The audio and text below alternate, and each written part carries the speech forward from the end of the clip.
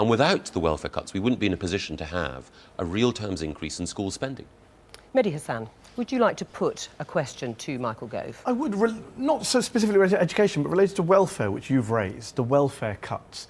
You talk a lot about fairness, which is an admirable thing for this government to do. I'm still trying to get my head around how this week, after this big spending review, you squeeze £18 billion out of the welfare budget over the next 4 years, but you take just £8 billion from the banks who caused the deficit in the first place. I'm still trying to square how that's fair.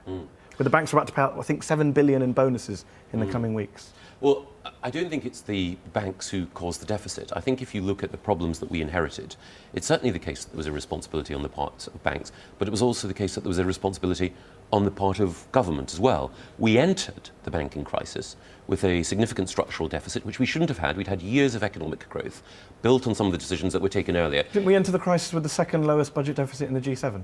No, we entered the crisis with a structural deficit that we shouldn't have had after years of growth, which meant that we were very ill prepared for exactly what happened. Now, we do need to have some cuts to a number of budgets, including welfare, because I think most people will recognise that you need to restructure welfare and reform it in such a way that it pays more to be in work than on benefit.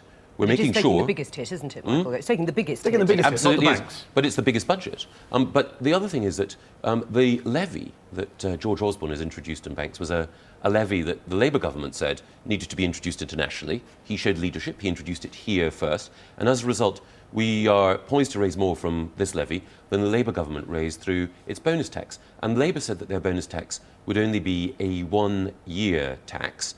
Now Labour are saying, let's tax bankers more. But they're not using it, as you might, Mehdi, to pay off the deficit. They're saying that they should use that money in order to spend more on capital spending and infrastructure. Now, maybe that's a good idea. Personally, however, I do not think that Labour can be credible in saying we will increase taxes on bankers, but not use it to plug the deficit. Michael Gove, let's stick to your plans post the spending review. Mary-Anne Sieghart, what would you like to ask? Yes, I want to ask you about welfare as well. We're told that we're all in it together, but there is a group of the population that conspicuously isn't in £1 billion mainly from poor people on welfare.